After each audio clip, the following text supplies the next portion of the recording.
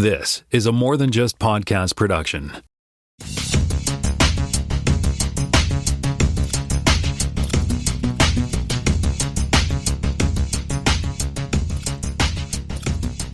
Welcome to Spotcast Season 4, Episode 44. My name is Tim Mitchell, and I am in Toronto, Ontario, and I'm joined once again by the original co-host of the show, Jaime Lopez Jr. in Seattle, Washington. How's it going?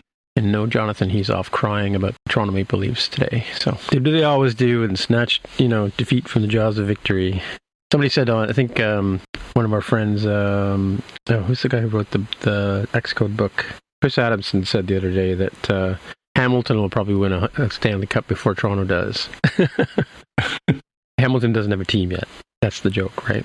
But I've always said, if Hamilton gets a professional hockey team, then Toronto will want one as well, right? Indeed. Bump. Alrighty, so digging into the fact check here.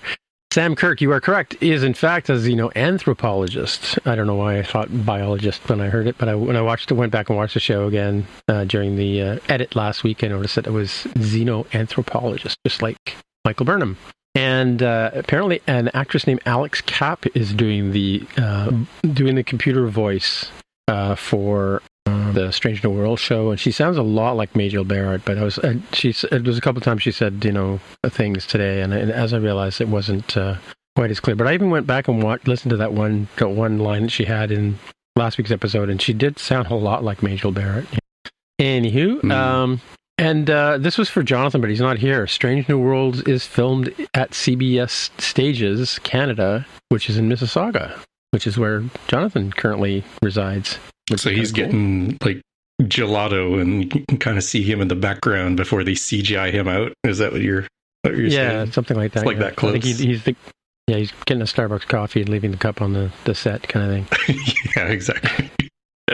Alrighty, and that's an Easter egg for those of you who want to go back and look at some of the old episodes. Anyway, we'll dig into the headlines. And hey, look, JPK's up first, but he's not here.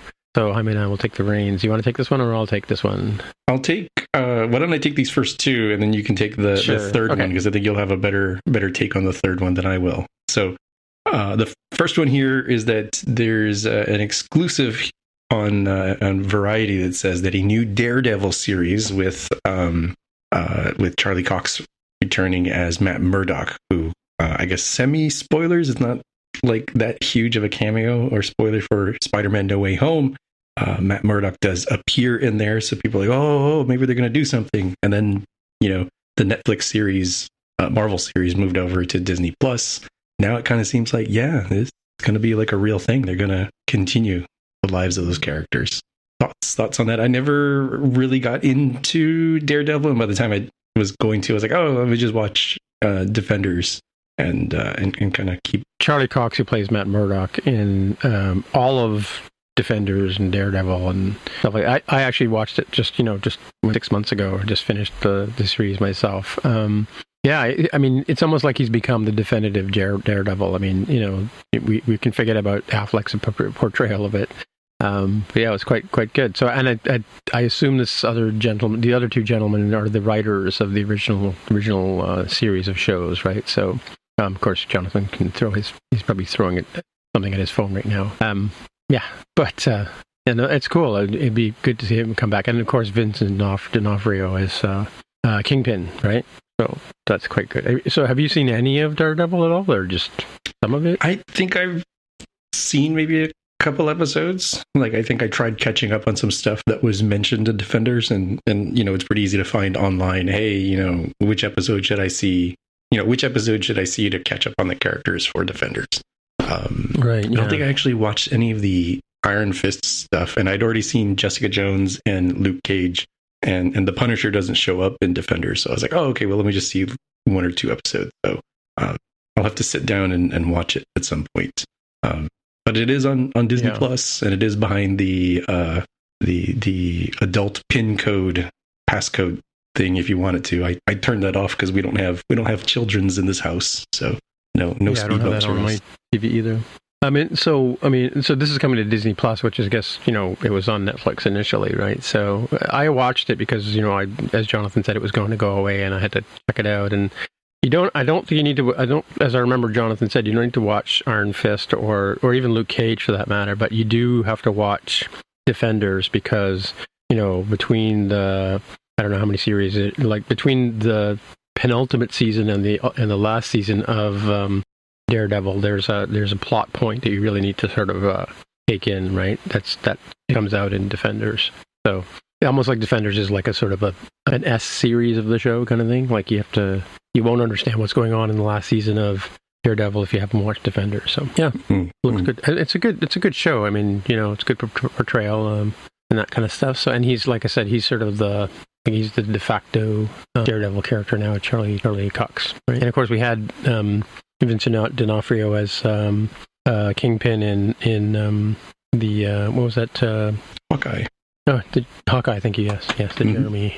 Makes you wonder if they're going to continue with the rest, right? Will they do a new season of Jessica Jones, Luke Cage? I don't see Iron Fist happening as anything other than a second billing to one of the others. Punisher could be a new one. I mean, who knows? It's speculation at this point, but the Variety article claims that it's pretty much in the bag to have a Daredevil. They say reboot, but I don't know that it's going to be reboot necessarily. Like they can make passing references to things that happened in the past and just sort of continue on. Well, I mean, like he's become part of Marvel's canon, or DC/Marvel's canon, by having him in the Spider-Man movie. But yeah, I don't know. I mean, if they reboot it, they'd have to cast somebody else, right? So, and apparently Charlie Cox is already attached as Daredevil, right? So, and I think between the Netflix series and the like Agents of S.H.I.E.L.D., I think they were written to be like, this is the stuff that was happening at the lower than Avengers level tier, right? While the Avengers were fighting gods and AIs gone rogue, these guys were fighting kind of more tangible, tactile, still super heroic, but not punching a god in the face kind of. Your average everyday supervillains, as opposed to the gods and goddesses. Yeah. I don't know if Jessica Jones, like, I wasn't really super satisfied with the third season where her best friend got powers and all that kind of stuff, and that kind of got a little thick. But I do like the character of Jessica I really like obviously like the actress, but I also like the portrayal, right? So speaking of actresses, I like when we move on to the next story. Yeah, so we've talked a lot about what I think is Canada's own Tatiana Maslany. Yep. And her role in She-Hulk for Disney Plus. We never knew what the actual date was because they've been very cagey about that. But new leak here says from the official Disney Plus United Kingdom site has given us August 17th, 2022 for that date. So we do. Did you watch the trailer? I did. Did we not have? The links kind of commingled here in the article in the show notes. But I did see the trailer, the first real look at She-Hulk, and it's very much what I kind of remember the She-Hulk character being like in the comics. Very, very lighthearted. Does she stay green all the time? That was my one question. I think she does. I think she is permanently like that, but I do not recall because in the comics that she comes out, she's like a blend. She's not, this isn't going to be vaguely true because of how many iterations the Hulk has, but like the sort of classic Hulk is Hulk smash, Hulk dumb, powerful, and it's a big burden for Bruce Banner. For She-Hulk, she kind of is, mean and green. Maybe not all the time. Maybe, and actually in the trailer, now that I think about it, they show her transforming. But it's a thing that she's more in control of herself than her cousin. Yeah, but in the latter parts of the trailer, she's kind of like picking up men, like literally, and going to Starbucks kind of thing with when she's still looking pretty green, right? So that's why I kind of wondered if she stays green, kind of thing, right? I think it's not like a permanent thing, but I think she can stay green because she's not sort of cursed by the anger part that Bruce Banner has to trigger the Hulk. And the part where she was sort of sitting in the restaurant with her friend at the beginning there, she kind of almost sounded like a different version of Tatiana Maslany, like one of the other characters from Orphan Black. How she had all those different roles that she played. So I wonder if that they might play on her skills that way too, right? So as an actress. Yeah, I guess without getting too spoilery for Orphan Black, it's kind of interesting when she plays so many different characters, and then on top of that plays some characters who are pretending in canon, pretending to be other characters. Right. Yeah. So that's great. So I'm looking forward to this one. I don't have the title in front of me. It was like She-Hulk Attorney at Law or something like that. Yeah. Attorney at Law. Exactly. Yeah. Yeah. So it definitely seems a lot lighter fare for this. So I'm figuring it's going to feel more like a Deadpool kind of thing, right? A little less doom and gloom, a little bit more, and probably a little less racy too, right? Yeah, a little more.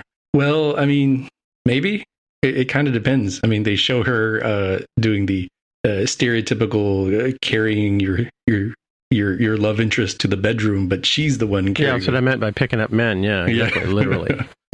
And they're tiny compared to her, like, you know. Yeah, because she's like 7, almost 8 feet tall, I think. Is she? Yeah, I don't know. I mean, I don't know the canonical height of the character, but she gets big in what I saw there. And she doesn't bulk up like Hulk does, right? So yeah, she's more, you know, he's like a huge, I don't know, bull or bear or something, and she's kind of more like a lot of female bodybuilders tend to be. There's like the fitness kind that are kind of more toned, and then there's the ones that are kind of big, but they don't get like Schwarzenegger big, right? It's just sort of differences in male and female anatomy there, but she definitely seems like somebody who could be like a top contender in the WWE, for example. Right? All right, and this next one, I missed this when I was going through the notes earlier today, but apparently David Tennant and Catherine Tate are coming back to Doctor Who. They've been filming some scenes for it, and there's a tradition in Doctor Who where they multiple doctors get together. I mean, there's one sort of very famous episode, 5 Doctors, I think it's called, where, you know, some of the earlier doctors came together and they all go to this island to solve the problem, you know, defeating the Master or whatever he was up to at that point in time. But so it's not unusual. And we had a Day of the Doctor was an episode that, or a special that they did a few years ago, where Matt Smith and David Tennant worked together to defeat the Lone Wolf, which is Billy Piper's character that she morphed into, right?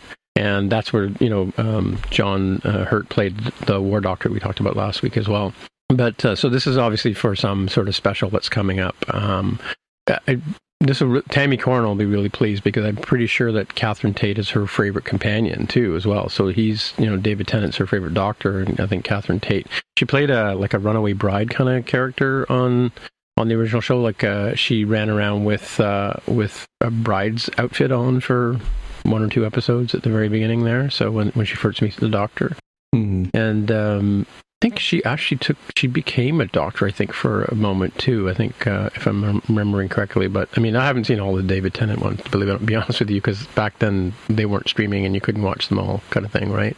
But yeah, I do remember her as a companion, and so that'll be pretty exciting for people who are, you know, Doctor Who fans. And whether or not the new Doctor that's coming out will be part of that show, or even Jodie Whittaker, or, you know, the other Doctors since David Tennant will be there. And it's funny because, you know, it says here in the article that David Tennant was a Doctor for 5 years, and or 5 seasons, I guess, but it seemed like a lot longer than that, you know, surprisingly. He was the second new Doctor of the new Doctor Who era, I guess, like you were saying last week, when the reboot came around the time that Star Trek went off the air, went off the air for a bit of time, right? Yeah, and I have, I didn't recognize, I mean, I know David Tennant, I didn't recognize the face until I saw a different photo, said, oh, that's Nellie from The Office. So I got you. Yes, right. Yeah. Yeah, she's a comedian, actually, Catherine Tate, right? And British comedian. And she's been on a few shows and things like that. And I think I saw her once at one of our fan expos here. You know, I remember her running around the table and standing next to somebody taking a picture at the signing table, where normally if you want to have a picture taken with a you know, celebrity, you have to pay extra money and go into the back, you know, curtained off area to do that, right? And I just remember it was kind of cool to see her come out in front of the table and stand next to somebody who wanted to take a picture with her. So, which is cool. So very, very, you know, genuinely grateful about her celebrity and result of being on the Doctor, right? Doctor Who canon. Are we gonna arm wrestle over the next one, or what? It is. It's a little difficult to parse what they're saying here. I think I found the paragraph that is probably most relevant to what the title says. I mean, do you feel comfortable covering the timeline that they're mentioning here? I don't know if I didn't catch anything about the timeline, but I do know that. So, like, they are talking about this new Star Wars TV show, and the fact that the article talks about the fact that 2019 Rise of the Skywalker didn't really knock people's socks off. I mean, I liked it. Jonathan hates it. I don't know how you feel about it, but so apparently a lot of people were divided on this thing, so they decided to take a break from doing. And Solo, I think Solo was another one that was a bit disappointing in terms of how it was received, so they kind of took a step back and they went into TV. So we've got The Mandalorian, we have the Book of Boba Fett, we have Obi-Wan Kenobi starting, I think, end of this month, and there's an Ahsoka Tano show in production starring Rosario Dawson, as pictured here in the article. So, and apparently the Acolyte, I'm not sure about that one. Oh, and Andor, which is a prequel to one of the characters that was in Rogue One, right? Cassio Andor. And so those are coming. And so I'm just trying to parse here, like you said, what was the big thing about the Star Wars TV show? Or it's just basic Star Wars TV in general, right? Yeah, so this article says you got Obi-Wan Kenobi late May. That's the 25th, I think. Is that right? Wednesday, 25th. And then Andor at an unspecified point this summer. Okay, so we're figuring before September. And then Mandalorian Season 3, either late 2022, I would guess probably December, or early 2023. I don't have an opinion either way, or that would be in early. Ahsoka apparently comes out in 2023, I would guess probably a few months after Mandalorian. And The Acolyte is said to be a little further off, which kind of feels like 2024, but who knows? It'd be easier. They talk about a timeline. It'd be easier if they put a little chart with a graphical timeline. Yeah. So, well, like the Marvel did, right? Yeah. Yeah. Yeah, and we're talking timelines, not for like in canon timeline. Just when are these dang shows coming out? Give me your release calendar, kind of thing. This is you're next, I guess. Yeah, new Pixar movie is going to come out June of 2023, and we get to see the first concept art for Elemental. And what we see is what I believe to be a young lad composed primarily or completely of water, and a young lady made of fire. And apparently this is two characters named Ember and Wade. They should have done that in reverse. They should have been Wade and Ember. In the description here, who live in a world where you have the classic elements: fire, water, land, and air, in presumably some metropolis. And the fifth element, right? The fifth element, yes. Good old, man, there's just so many people. Gary Oldman, you've got Bruce Willis, you got Mila Jovovich, Chris Tucker. There's a ton of great actors in that movie. But yeah, that was a great movie. So continuing the theme of what if fill in the blank had feelings for Pixar movies, this apparently is what if elements, the classical elements had feelings. So we have this link in the show notes for those of you driving at home, or the wrong one. We have this one in the show notes for those of you transporting at home. And keep in mind the art when you take a look, because it plays into my pick of the week. So this is a follow-up story on what we've been talking about in the last couple of weeks. Again, Netflix and the troubles at Netflix, right? They've been having some bad reviews. They've tried to monkey around with subscriptions and chasing people who are sharing passwords and things like that. And I think that's kind of caught up with them because they've just laid off 150 employees.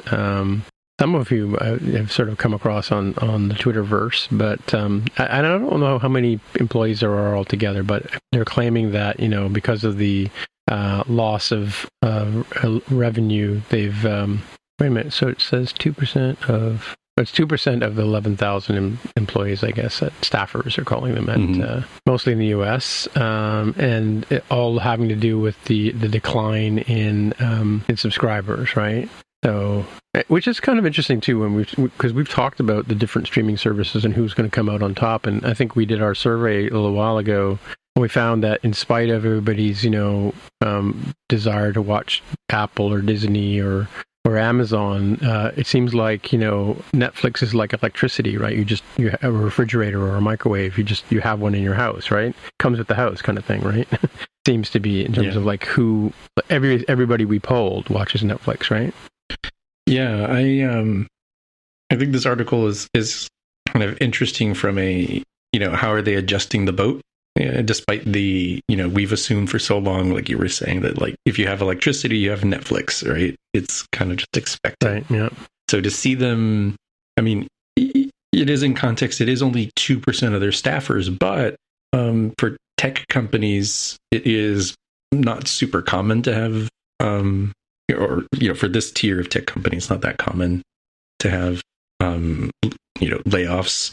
And Netflix in particular is pretty well known in industry for being like hyper aggressive when it comes to cutting people when there is no more use for them. Like, oh really? Yeah, and they treat people pretty well when they do it. They give a pretty good severance, but there is no it turns out we don't need pick one, Ruby on Rails. I don't know if they use Ruby on Rails, but it's like, hey, we got rid of the last Ruby on Rails thing, and that's all you do. So no harm, no foul. Here's your severance. You're gone. Right? They treat it like a sports team, and that's a little bit different than a lot of other companies. Like, well, let's see if we can find a role. Let's see if we can retrain. They're just like, nope. Just doing your job is not sufficient. You have to be better and better and better every year. And so I'm finding it a little bit more interesting that Netflix is laying off this number of people, given that they shouldn't be running too heavy to begin with, right? I mean, they treat it more like a business and a sports team, and less like a empire or family, depending on how you want to think about other companies. Right. But I'm seeing here at the tail end of this article that there have been hiring freezes across most of the FAANG companies, right? So Meta, otherwise known as Facebook, Amazon, and Uber apparently have also had hiring freezes, at least anyway. Which is funny because, I mean, we just went through, grand resignation and everybody talking about how the whole tech market was hot, right? So anyway, just follow up on sort of streaming services and the like, right? Mm-hmm. So yeah, we had the third season of Umbrella Academy trailer has just dropped, and it was interesting because we were talking about like where do they go from where they were at the end of I think a little bit of spoilers, I guess, for season 2 at the end when because it's a timey-wimey season, right? They correct the timeline, and when they get back to the actual academy, the building that they're being raised in by, and my former classmate, it wasn't in the same grade as him, but Calm Fior went to a school that I went to at one point. But we may have worked together in theater, because I did some theater production. He was one of the actors at the time. But so guess how the sort of timelines diverge. One guy becomes super famous, the other guy just becomes a guy on a podcast, right? That would be me.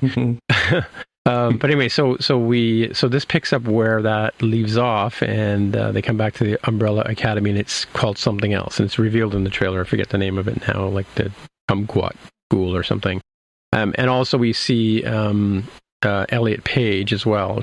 We were trying to sort out what happened with that actor's role in the show, and get a little bit of a reveal in terms of like there's a sort of a comparison between the people in the timeline they come back to and our original 5 people, and how they have to deal with conflicts and that kind of stuff. So I guess there's going to be some sort of resolution. They'll have to, like Picard, they'll have to go and fix the timeline. They don't have Q to just sort of snap his fingers at the end, but we'll see. Did you watch the trailer at all? I did, and it does look pretty interesting to see how the 2 teams are going to face off against each other and deal with. Right, and work together. I thought that there was a scene where Elliot and her counterpart were working together on one part, right? I think so, and I think it's the 5 mentions some sort of space thing that is a real thing that exists, apparently, at least as a theory. I don't know if it's a thing that's been known to exist, but it's like the space anomaly. The space anomaly MacGuffin seems to be a larger thing that maybe they'll team up to try to deal with. Probably most famously known for doing the soundtrack to Blade Runner, Vangelis. He's basically a synthesizer composer from the 70s and 80s, I guess 90s as well. has died at the age of 79. And so he's most famously known for the Blade Runner soundtrack, which is that whole sort of spacey kind of sound. I knew him before that from, or I guess around the same time, for an album called China, which is really, really good. But I think he's probably known best in the mainstream for having written the music for Chariots of Fire, that sort of kind of, synthesizer piece. And he's like Wendy Carlos or Tomita, I guess even Brian Eno to a certain extent, artists who's known primarily for doing work with synthesizers and different effects. And Jean-Michel Jarre would be another one too. So I don't know if you're familiar with any of these. You're probably familiar with the Blade Runner soundtrack, but I don't know if you're familiar with any of the other sort of artists I mentioned, Jaime. Is Chariots of Fire? So yes, you're right. I was familiar with the Blade Runner. Is Chariots of Fire the one that is used for sports? Kind of like the victory and agony of defeat kind of. Yeah. You said synthesizer. Is it a synthesizer? I view that as like a piano kind of piece. Is that not? Yeah, it is. I mean, like essentially, the synthesizers generally are played by piano players, right? Some of them are sequenced, and it's all sort of like modulated, artificially generated sounds, and whether they sound like violins or orchestras or trumpets or trombones and all that kind of stuff. A lot of that time, it's synthesis that you're actually hearing, right? Not actual people playing an instrument, right? Except for the piano part itself. Like I think you're right. The main riff on that is played. Sounds like it's played on the piano. Got it. But yeah, considering that was what in the 80s, it would make sense that synthesizer would have been pretty hot as an instrument. Yeah, I mean, it was sort of a. Not everybody loved synthesizer music as well, right? Like I kind of gravitated towards it because I always thought it sounded kind of cool, right? So, but yeah, I mean, he's won tons of awards, and he even did the Sydney Olympics and themes for that kind of stuff, right? But yeah, I think for us, I mean, like when I met Carol, she basically one of our connection points was the Blade Runner soundtrack. She would just play that while she was working in her studio as background music, right? So not ever having even seen the movie kind of thing, right? I don't know if she's actually ever seen it, but yeah, she's and Rick Wakeman is another sort of artist that's primarily keyboard based. So yeah, so apparently he's Greek. What's his real name? Doesn't say here. I've only ever known him as Vangelis, or Vangelis. That's how people say his name. So, yeah, too bad. I mean, it's a loss for me because I'm a huge fan of that style of music, as I mentioned before. And that brings us to the main part of the show, where we're going to talk about this current Star Trek feast, which is Feast of One Show. And it's Strange New Worlds. And I've forgotten the name of the episode now. Ghosts of Ilyria. Ghosts of Ilyria, yeah. Jaime's going to do I hope Jaime's doing the recap because I didn't prepare one. As I said, this is Season 1, Episode 3, Ghosts of Ilyria. So we start off kind of in the middle, or it's seemingly towards the end of the Enterprise's little adventure journey at seemingly abandoned Illyrian colony. They tell us straight up, Ed, that these ionic storms are kind of problematic. They're dangerous. They gotta get off the planet as soon as they can. They know that the Illyrians were really into genetic modification, and this does make people uneasy, just given the history with Khan Noonien Singh and others. And we see that in future series, timeline future series, where like Dr. Bashir and other folks, like the whole augments and genetic modification thing is just a huge no-no in the Federation. So did you mention that this is the first officer's log? We do get this recapped from it's number one's log, right? Yeah. So she does the first officer's log throughout this episode. It's kind of told from her perspective that way, as opposed to like a captain's log, which is more traditional for Star Trek. We do have one ensign, I believe it's Lance, who finds the Dr. Jekyll's medicine cabinet as they're doing their last rounds and looking to beam out. Yeah.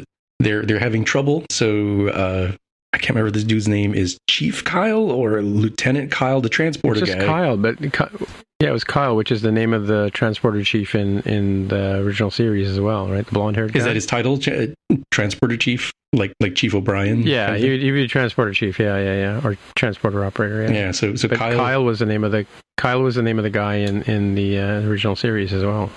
So Kyle is trying to beam most of the landing party aboard the away team, but he's struggling because the ionic storms are causing a very Star Trek-y kind of problem. Fortunately, Chief Engineer Hemmer is a genius and uses the emergency systems backups to boost the transporter energy. The two folks who were still behind, Pike and Spock, were kind of tinkering around in the underground basement lab, and Spock is like, hey, I found this glowing cylinder, and there's a whole bunch of them, and I guess this is records of what's been going on here, and that's why he and Pike are late to get to the rendezvous point, right? So this means that number one, Una is in charge of the bridge, and she's like, hey, we need to get that crew, need to get the captain and Spock off the planet.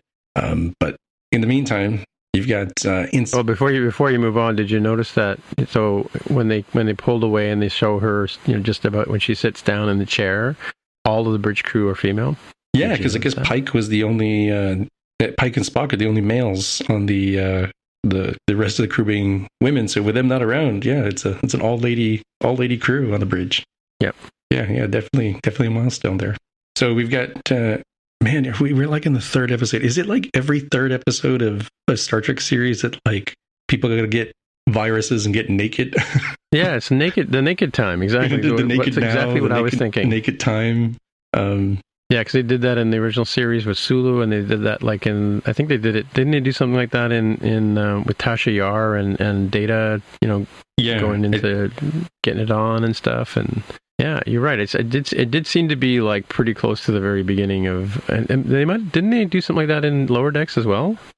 Maybe it feels like a weird tradition for these shows to have people catch a virus, they act weird, they start getting naked. So in this case, we've got Ensign Lance getting naked, stripping down, and intensely driven like a moth to the flame towards light, to the fact that he like smashes his face through like the glass to where the light is coming from on somewhere in the hallway. Meanwhile, you've got number one, who is retired to her quarters, and she's got like a WandaVision sort of thing going on. So something's not quite right, and she ends up having some conversation with Dr. Umenga, who has noticed that the landing party is attracted to light. They're just acting really weird, like they've got some sort of infection or something. And the reason they're so attracted to the light is that they're low in vitamin D. And he uses the fancy pants doctor word for it, but it's vitamin D. Just like folks here living in Seattle, we're very low in vitamin D for our... Never see the sun, right? We enjoy it so much, and it becomes nonstop topic whenever it does come out. So I 100% understand this feeling that these people have.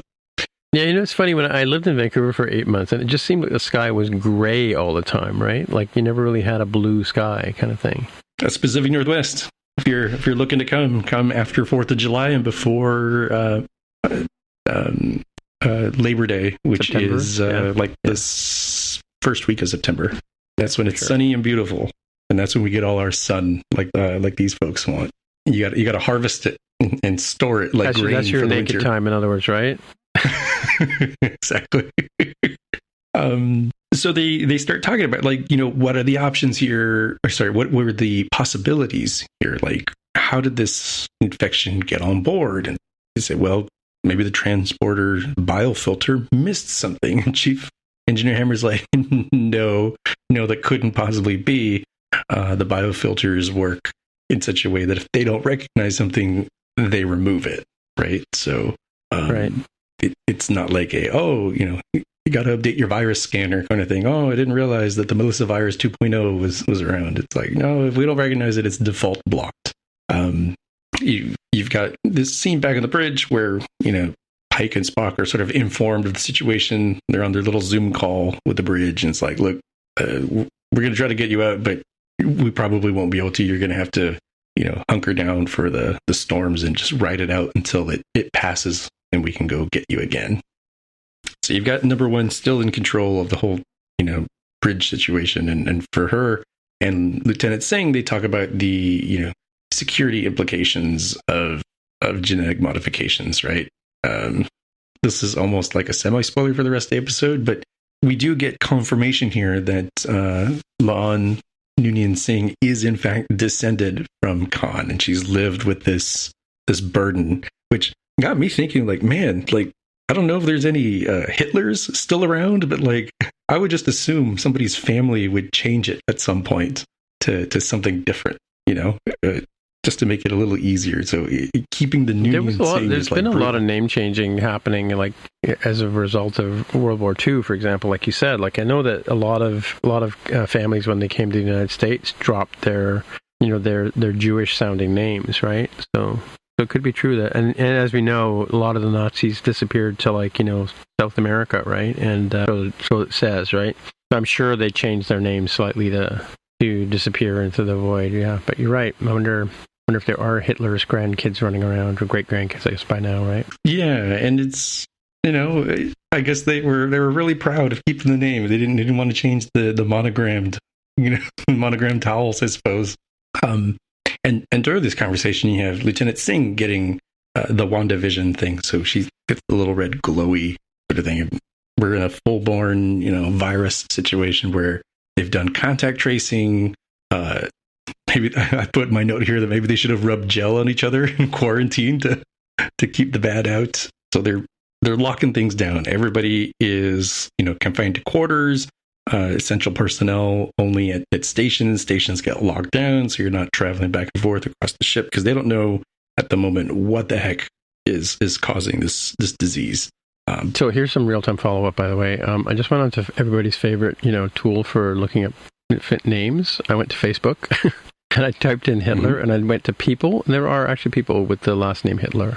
So. That is wild to think that you wouldn't just have gotten. I mean, I guess we're getting a little further away where it's a little less problematic than it would have been immediately in the 40s and 50s, but I don't know. So, well, good luck to you, Tim. I'm sure you're going to get some interesting Facebook ads pretty soon now that you've registered your interest. That's true, accidental as it was in the name. We do get a bit of information about the Illyrians themselves. I think this is from Pike and Spock talking down on the surface that the Illyrians were trying to get into the Federation, so they wanted to become a member, but they knew because they were really into the genetic modification stuff, that was going to be a big no-no. They would have to de-engineer themselves to do so. And at this revelation, you've got Pike and Spock seeing these weird ghost energy beings coming out of the ionic storm and heading towards them. So big spooky stuff. Meanwhile, you've got weird stuff going on in Cadet Uhura's shared quarters with her roommates, because she is cadet, so she doesn't get the cool, doesn't get the cool quarters. She gets the shared bunks that we've seen for the lower decks crew. And she's woken up by her roommates where they're doing some weird stuff. They're like got this huge hologram of the sun. It's crazy bright. They're all naked, or as close to it as they can get, and they're just hanging around it. And they're really upset when she turns it off. And at this point, we've got 50 crew down with this sickness, and some that were at quite a bit of a distance from the infected. And Uhura didn't get sick from her roommates, and they were like right there. Right, so they're still kind of wondering what's going on here. They have Chief Engineer Hemmer needing to run diagnostics, and as part of that, he travels to the sick bay. But Dr. Mbenga is like really not wanting him to look at the medical transporter, right? And as Hemmer is tinkering with the medical transporter, the lights go off, and he's like, that shouldn't have impacted the lights. That's really weird. And after Hemmer leaves to, investigate, Mbenga turns the lights back on and looks extraordinarily sketchy as he's done that. Mm-hmm. I thought he was getting infected with the light thing, which is why he was doing that, because he does start reaching for lights and stuff like that as well. Yeah. It was an interesting kind of way that they composed this sequence to make. They certainly made me think, maybe he's infected, but then he like turns the lights off, which is not what they want, right? They want the lights on as bright as possible. Yeah. So back on the surface of the planet, we've got the energy ghosts trying to get into the doorway into the shelter where Spock and Pike are at, and Spock gets slapped real hard, and they're just banging on the door. Apparently Spock does not have his carotid in the same spot as a human, so though he does have some green blood come out from getting smacked, Pike's notion of like, man, that was really close to the carotid. He's like, bro, I either don't have that or I don't keep that in the same place. I keep it where I keep my genitals and my knees. Yeah, and so the one thing that I got to point out, I miss, like within 2 seconds of the show's opening, I recognized where they filmed this planetary buildings. It's actually Ontario Place, like in Toronto, and it's been closed down for a number of years because the government pulled the funding on it, and the Cinesphere is a Buckminster Fuller sphere. It's actually the first location of the first IMAX theater in North America. And it still shows IMAX movies there, on a big round screen. But the buildings that are like it kind of goes out over the lake, and then there's like a sort of man-made island piece where the Cinesphere and a bunch of other things are. But those sort of diamond-shaped buildings that float over the water, that's where most of those scenes were shot. And if anybody who's lived in Ontario for the last 30 years or 40 years, immediately will recognize those buildings as being Ontario Place, even though they look decrepit and run down, which was the intention. Mm-hmm. And they look futuristic too, right? There's nothing kind of like that, I guess, in most people's places. And they did, CGI in a few more domes and stuff like that, but yeah, it definitely was 100% the Ontario Place buildings, right? Cool fun fact. Yeah, let's carry on. You were talking about they're blocking themselves from the energy field, people. Right. So that's spoilers. That's where we leave Pike and Spock back on the Enterprise. You've got number one searching Uhura's bed area to try to understand why she didn't contract the disease, and they determine she can only sleep in the absolute dark, so she closes the very claustrophobic coffin-looking door to the bunk, a hard door for the bunk, and they determine the contagion is traveling on light. So if we turn off all the lights, which is not going to be happy for the infected people, so let's sedate the crew, then it should at least reduce the possibilities of transmission here.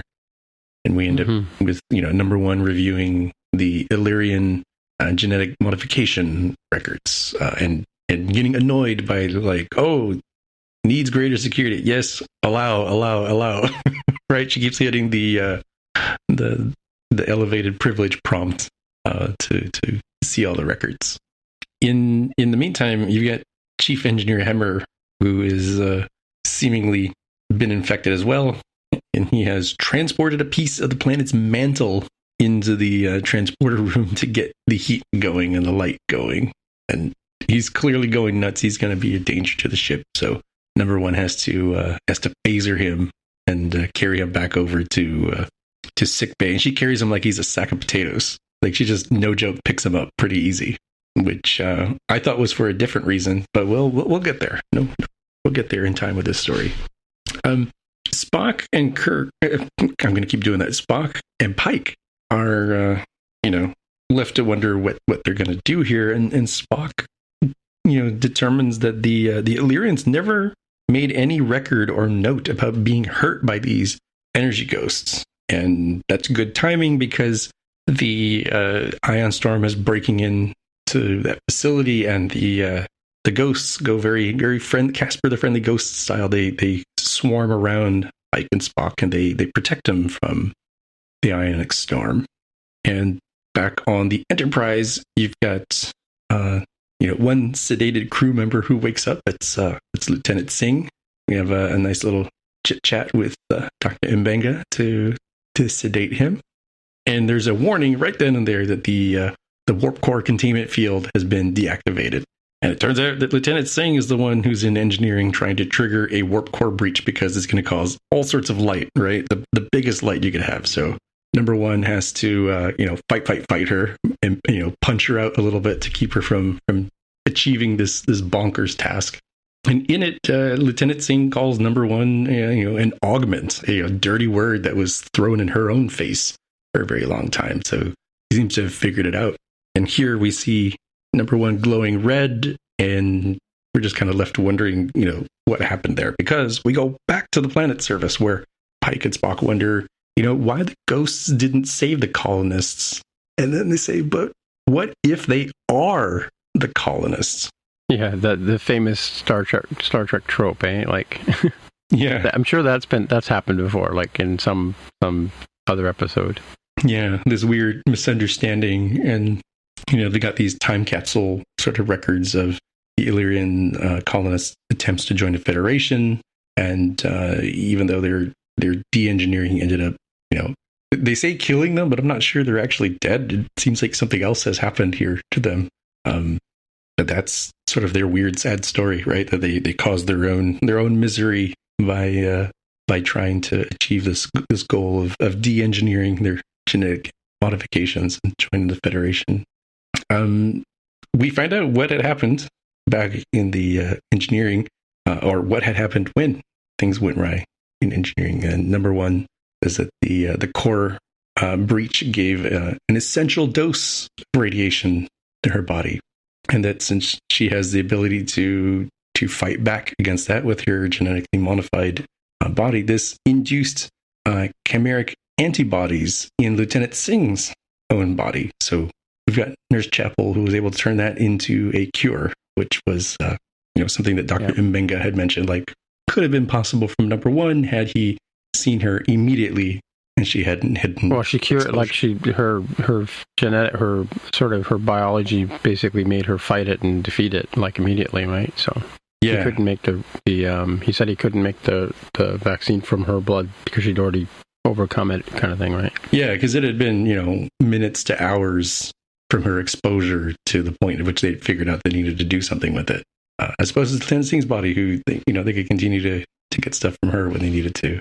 So you end up having the sort of recap of the conversation between Lieutenant Singh and number one, where they have this almost like candlelight dinner to talk about genetic engineering, the legacy of Singh having the Khan's augment legacy to deal with, and it turns out number one's Illyrian legacy to deal with.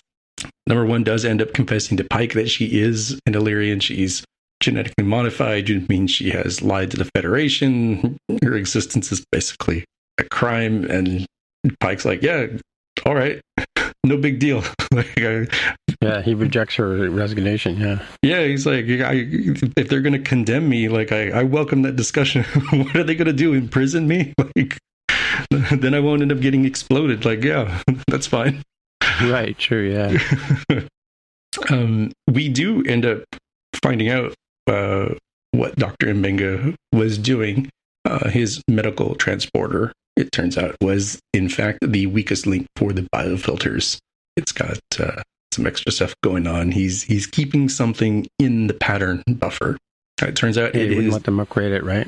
Yeah, they didn't upgrade it. It was kept on the sly, and it turns out so he let the malware in, basically, right? Yeah. So make sure you do your updates, folks. Exactly. That's why they put emoji in those updates, to get people to update. Give them a little carrot to do so. In this case, what he was keeping in the pattern buffer is his daughter Rukia, who has some disease called signochemia, and she had a 12-week prognosis to live. And he decided that, you've got this starship, it's the flagship. Somewhere out there is an answer for her cure. And as it turns out, there's no limit on how long you can keep somebody in the pattern buffer for the transporter, as long as you materialize them regularly. And so Mbenga, wants to turn himself in. He totally understands the situation. But number one says, nah, bro, I got you. Not only am I not turning you in, we're going to make sure that there is a direct power source from the warp core itself to your medical transporter, so we can keep that running. And we do end up with a nice, little storybook time with Dr. Mbenga rematerializes his daughter. She's like, hi, Daddy. And, they've clearly been doing this for several. They don't even make it clear how long it was, right? Did they say how long ago he started this? Was it a year ago? Was it a week ago? No. Well, I mean, they just came out of Starfleet retrofit, right? So he was doing it at least when they were retrofitting the ship a few weeks ago, kind of thing, right? Yeah. So maybe a bit recent. We do end up with number one, recapping everything that has occurred, including her Illyrian status, and as is pretty typical for a lot of these protagonists, after she's had the catharsis of recording the log, she tells the computer to delete the log entry. So Starfleet does not know that she is Illyrian. Yeah. But I was wondering just about that. I mean, I don't know why they couldn't, why can't you back up your daughter and restore her from tape kind of thing later on? And if that's the case, like, how come people aren't like just, reproducing, like Michael Keaton, why aren't they just reproducing copies of themselves, right? Yeah, it's always kept a bit mysterious. It kind of seems like the particles that they are sending are the actual particles of you, not copies of you. Although, I don't know. I mean, that's weird stuff like Thomas Riker throws out a little bit of Kimbo, unless you decide that, and James Doohan, unless you decide that Thomas Riker was not a duplicate in a, we made a Xerox, but we accidentally pulled a version from a different reality kind of thing. Yeah. Which, you think? I mean, that's if you went down the route of saying the transporter only moves the actual matter, doesn't make a copy of the matter, right? Yeah. Well, Scotty did the same thing where he backed himself up into the transporter, right? I mean, backup would be not quite the right word. It's kind of like he kept himself in transit in the transporter. And I think this is what came to my mind, and I think that's why they had Mbenga say, as long as you rematerialize them regularly, which was not the case for Scotty and I forget who his friend's name was. They were in the pattern buffer for like 70 years or something like that. Yeah. And the other guy had degraded, and that's why he died, but Scotty didn't, because they didn't have somebody to pull them out, get a breather, and then go back in. We do see that in the fourth season of Discovery, they have the entire crew go into the pattern buffers to get through some problems. And the pattern buffer is like a cache, really, if you think about it, right? And a cache doesn't exist as long as if you shut down the app or disconnect the power or whatever, the cache gets emptied, right? Mm-hmm. Mm-hmm. Which again, but if you have a pattern buffer, if you got this buffer of data, why can't you write it out to something, right? Or is it just too big to even store on any kind of whatever storage media they have at that point? They seem to make it 3 centuries from now. Yeah, the transporter's played a little loose, and people have wondered, well, if you can have things materialize out of seemingly nothing with the protein resequencers and the replicators, apparently those use similar, adjacent, but not exactly the same technology as the transporter. Well, that's what they've always talked about in the physics of Star Trek, is like, when you break, you have to know the position of every electron and neutron and proton of all the atoms that make up a person, in order to dematerialize them and then rematerialize them somewhere else, right? Like, they're not actually sending matter, across space. So the theory is, like, if Captain Kirk gets dematerialized into the transporter and then rematerialized on the planet, what do they do with the copy they have in the buffer? Like, is that like murder? What do they do with the copy that they have in on this end of the data, right? It's I mean, if you know anything about IT, you know that you're just pushing a copy of any file around, right? Like when you put your files on Dropbox and I get them and pull them onto my Mac here to edit the show, your files still exist in the original location, right? Until they're written over, kind of thing, right? Yeah, in fact, as I was fumbling around with Google Docs during this very recording this podcast, I said, I'm pretty sure it's synced. Let me go ahead and kill this tab. I may have murdered the documents and brought its copy brother back to light to see what I was. But as you did that in Seattle, the text materialized on my copy here in Toronto, right? So you transported the text. In fact, we're both looking at the same text right now, but are we looking at the same text? It's true. That's where it makes you wonder if the transporter is more like a cloud-based sync, like a Dropbox or iCloud, or if it is more like an elevator, which arguably the one weirdo scene or episode with Barclay in TNG, where he sees these worms coming at him in the transporter make it feel more like maybe it's more like an elevator where it's just moving the actual you around and not murdering, not scanning you, murdering you, and then sending a telegram that says, hey, here's how you can make a identical flesh copy of this person.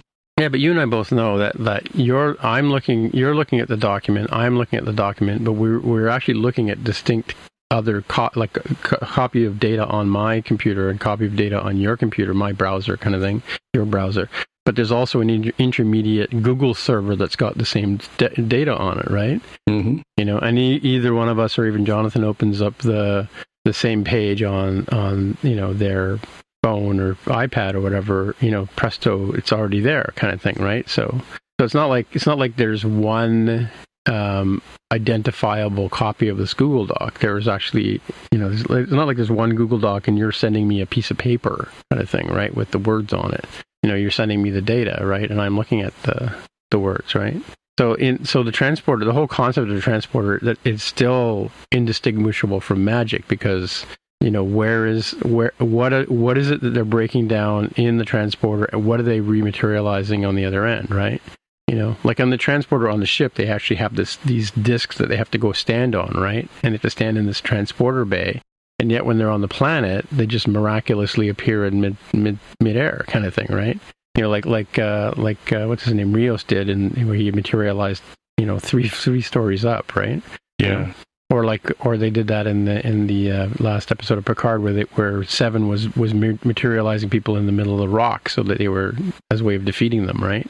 Yeah, which arguably what she did there might be the best argument for the idea that the transporter is like an elevator, that it moves you, the actual it's a murder machine is what it is. because if it just made murder copies and telegram them across the wire, why would she go through the effort of materializing them into the rock? Why does I've got them in the buffer, flush the buffer, Yeah, exactly. Just delete them like you're deleting documents. Wave a magnet over it or something. Yeah. Just drag them to the recycle bin, and empty it. Don't forget to empty it though. Yeah, that's important. Yeah. So interesting episode. So this episode obviously was sort of exposition for Una #1, right? Yeah, I mean, all about, and I don't know. I mean, just the whole concept of the Ilyrians, and the fact that they're bad and they're genetically modified, and we can't have that. And then turns out she is one, right? I mean, like wouldn't she kind of like be maybe not going to go on this mission. I'm just going to stay up here and work on my my etchings, kind of thing, right? You would think, that you wouldn't have situations like, all right, so this is a poisonous gas atmosphere. Should we send down these people with some inoculations and have them slowly suffocate? Or because we're Voyager, why don't we just send down the doctor with his holo emitter and not have to worry about it because he won't breathe? And then the whole point, like when she picked up the hammer, right? And just like it looked like he weighed nothing, right? Is that because his species weighs nothing, or because she's a superhuman, right? Yeah, at the time I thought, I guess whatever's infected her is, hitting her adrenal glands. Yeah, that's what I thought too. I thought she was glowing because she was infected, and maybe she was, but because she started ripping off her tunic and trying to get more light, onto herself, right? Because when she first found out she was infected, and then not telling the doctor she's infected, that doesn't sound like the kind of thing that a captain or a first officer would, or commander or whatever she is. Something they wouldn't tell the doctor. I mean, Kirk, of course, was an idiot, but wouldn't you think that they would sort of hey, this is happening to me too? Like, I kind of wondered why she didn't reveal that, at the get go. But other than trying to mask her identity, right? Because she survived too, right? Because she got infected and she immediately it was pretty much like a COVID episode. I was waiting for them to start putting on masks and running around and washing their hands. I think pre-pandemic it might have been a harder pill to swallow, but when you have stories now of like, you share the same elevator and you'll get infected. Allergies are so bad, and like I can't even taste these cupcakes. It's like, bro, why are you here at work? You should not be here. Yeah. Come on, man. It's like one of the first symptoms they tell you about. you feel a tickle in the back of your throat, just to stay home. And what was like Omega said too in the episode too is like the amazing thing about the cold virus is it forces people to sneeze to spread the disease. Yeah, right? eliciting responses. That's brilliant if you think about it. That are good for propagation of the infection. Yeah. So causing them to do weird things to get the more light and everything was definitely a thing for them. Yeah, and the whole idea of the colonists becoming these light creatures that kind of, I think that's the whole idea. They wanted so much light, they became light, Mm-hmm. They were flying around like little ghosts, too, at one point. I don't know if you really mentioned that sort of thing, when Pike says, "Did you see that?" And Spock goes, "Yeah, I did." Kind of, it was like almost like three witches kind of flying towards them at the early part of the show, right? Yeah, that's why I called it the Casper, the Friendly Ghost, when they protected them, because it was kind of like a weird... Wendy and Casper and Nightmare, yeah. Mm-hmm. But also the Noonien Soong kind of reference about the fact that she's in fact... Anyway, she's tougher and stronger than your average human being. So is that because of her genetic, descendancy from Khan or whatever, right? It seems, because the augments are stronger, and so it would make sense that even if he was, from her point of view, a distant ancestor, if you follow the, like Superman comics. The eugenics wars, right? They show Superman, Superman's great, grandchildren, and they're like stronger than the average person. It's been watered down from intermixing with humans, so they're not, Superman powerful anymore, but they're still like stronger than the average person. So that seemed plausible to me, that her strength in being able to keep up with genetically modified Uno is because of her genetic history. True, yeah. So one more question about this show. Do you think it passed the Bechdel test? Ooh. Because they weren't talking about, other than trying to rescue the captain and Spock, they weren't really sort of, referencing their relationship to men, right? I don't know that the entire story would qualify, but there's got to be big sequences where they're not talking about men characters. Yeah, definitely. So I think this is a passable one, although it's fiction, right? So who knows? Mm-hmm.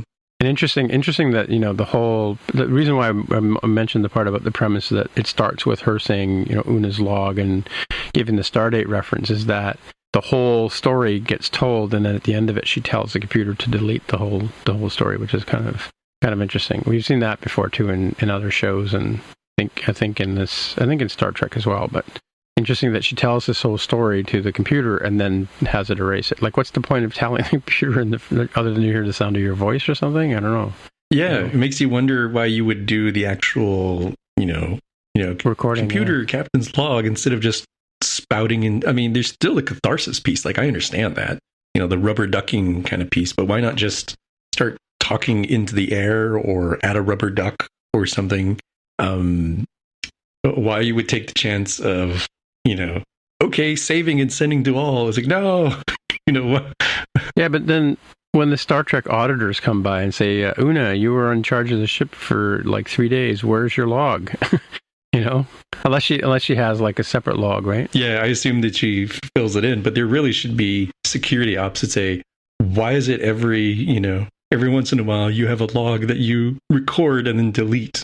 Yeah, we have a record of you creating the log shows that you created a log and then it's gone, right? So, Yes, things that make IT guys tick. Yep.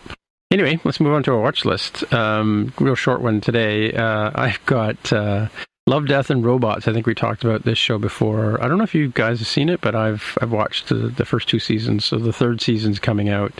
With a bit of a look at each one of them. It's sort of a, what do you call it? Anthology series. Series, yeah. It's like a story kind of told. They're not related to each other. The stories are not the same. They're not animated or drawn in the same way, but they're all basically science fiction. All of them have some sort of robotic or android kind of character or characters, and it's all about, they're all about people, humans and robots falling in love, or two robots falling in love, or something happening, and obviously there's the life cycle of love, death, and robots in these things. So kind of cool. They're interesting stories. I mean, they're very much like the sci-fi short stories I used to read when I was a kid. So, or like, I guess, like graphic novels as well. And that's Love, Death, and Robots on the Netflix. Over to you, Jaime. Mine is a 1-minute YouTube video, which is quite appropriate because we've got the Pixar reference that we had earlier in this episode. This video is a 1-minute explainer of why cartoon moms are also thick, THICC. Yeah. And it makes a lot of sense. So very quickly, when you wanted to have male characters and you've got, big Superman or Mr. Incredible kind of character, you can make the character design very large, like a tree beefy. Truck. Yeah. And if you wanted to make a smaller version of that, a boy character, it's pretty easy. You just literally make them smaller. No problem. But when you're trying to differentiate a woman from a girl or a teenage girl, you're left with some awkward design problems where, because of the body differences, you really only have 2 points of difference where you can differentiate the girl body from the woman body, and that's, you can either have them way bigger up top and or way bigger on their hips. And since for children's animation in particular, it's very challenging to have a big top without having it seem hyper sexualized, your literal only option is to have them have big hips to differentiate the tiny skinny girls from the ladies, the women.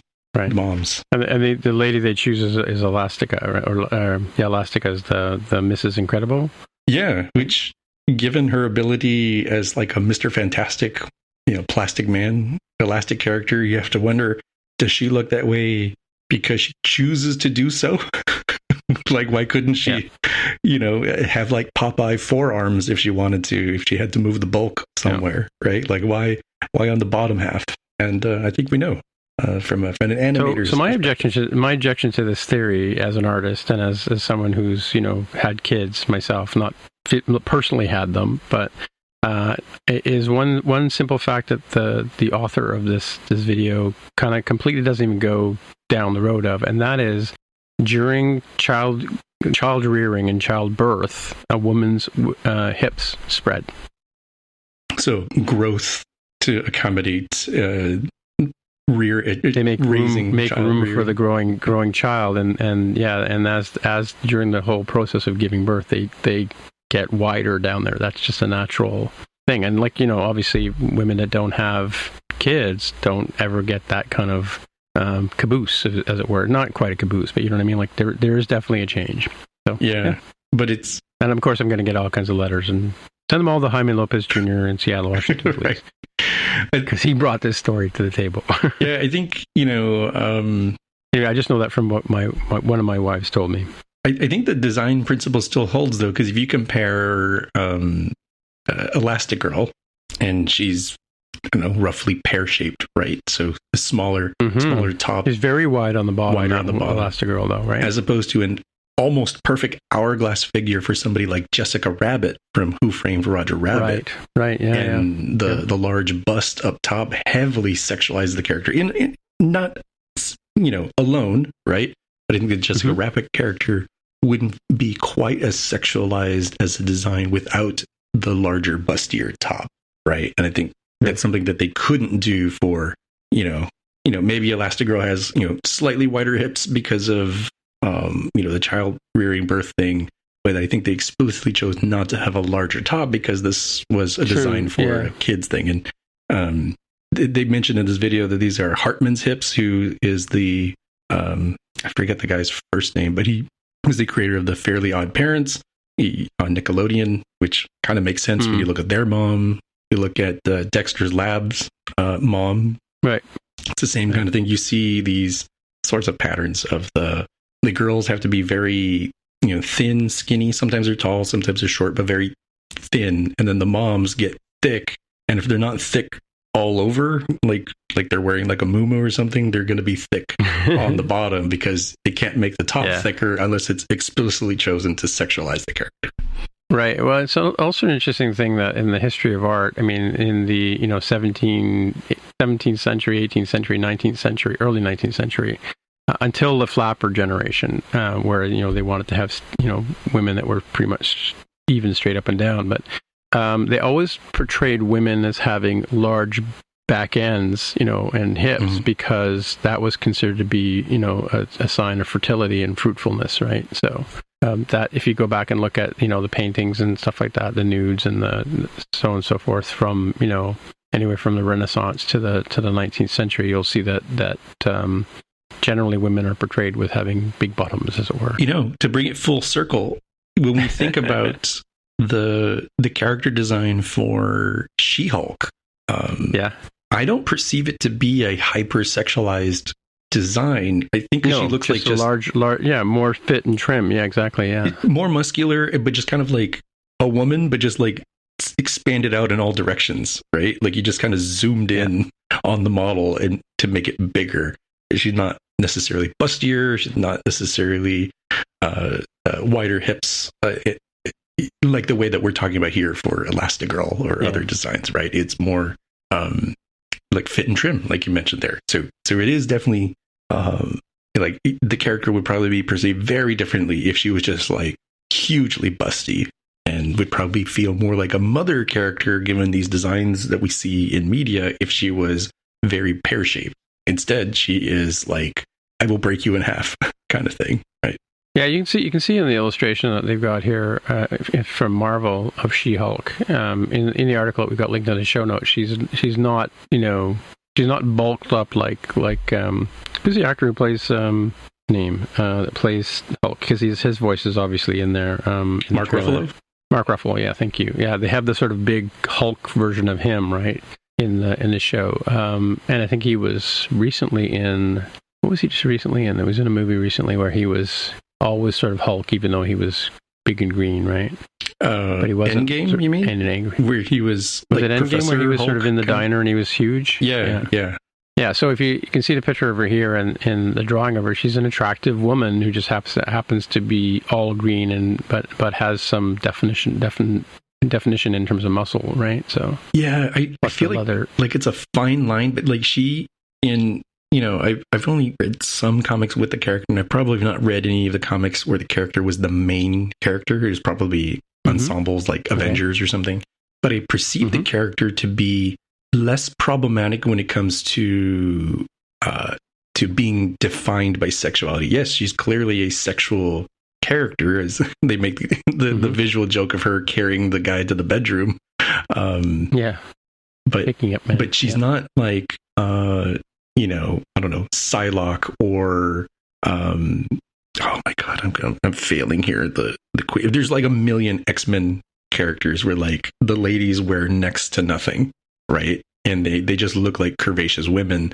I think here She-Hulk has sexuality as part of her, but she's not defined by that sexuality. She is like independently a feminine, strong character. Yeah. If you do a Google image search for She-Hulk, or at least I'm doing DuckDuckGo search, I should say, you see a lot of pictures of her, and a lot of them is just like an attractive woman shape, with muscle definition, like I mentioned before. Some of them have her all bulked up, but for the most part, it's just a green lady, right? Yeah, kind of idea. Emma Frost is who I was mind farting on. You search for Emma Frost from the White Queen from the X-Men, and you're like, she is straight up wearing lingerie as an outfit. Like what? And she has very feminine sexual definitions, but she doesn't look like she could physically kick your butt the way that She-Hulk snap you in half. Exactly. Yeah. Right. Yeah. Yeah. And there's also Storm and other characters like that too, right? It varies.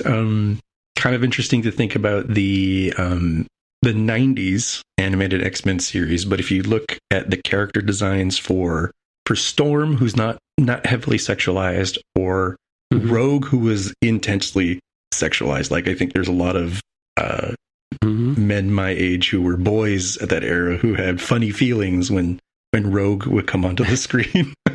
And contrasting that with Jubilee, who's arguably like the main character of the series. And she's a teenager, and she's drawn as like considerably smaller, not sexualized, because again, it would be creepy because she's a teenager. But you can see the big differences between that's a girl, these are women kind of thing. Well, Rogue is Anna Paquin, right? So that's why the X-Men 2000 movie had a bit of controversy in the casting, because people like me who grew up as, 10 to 13 probably when the X-Men 90s animated series came out, they were like, hey, they put Rogue's butt, like, granted, it's fully covered, but she's wearing, like spandex. So it hides everything but covers nothing. It covers everything but hides nothing, right? Right. And they just the animators found all sorts of reason for her butt to be on screen where it would make no sense whatsoever. Like, it was very obvious. Like, they had to like contort the camera to get it there. And to have Anna Paquin? No, not Anna Paquin's character. The Rogue character from the animated series. Like, that is I see what you're saying. People had in mind. Someone was like, hey, Anna Paquin. I'm like, do you mean like Jubilee? Did you actually mean whatever magazine we were reading at the time? It was probably like Fandom or something. We didn't have the interwebs quite as strong as we do now. It was like, wait, are you sure she's playing Rogue? Rogue is like a woman. Anna Paquin is a girl, isn't? Don't you mean she's Jubilee, right? This must be a casting rumor that's incorrect. But, they got to modify stuff. Like, there were so many people who were like, Hugh Jackman, what? That dude is Wolverine? He's way too damn tall. Wolverine's supposed to be small and intensely muscular, and it's really hard to imagine somebody else being that character now. Who's the guy with the black, he's looking like a black cowl, and he's got like this red tuft of hair at the top of his head. Who's that character? Black cowl, red tufted hair. Yeah. Like Gambit, maybe? Oh, is he wearing a trench coat? And he's got a big... like a staff or a stick? Yeah.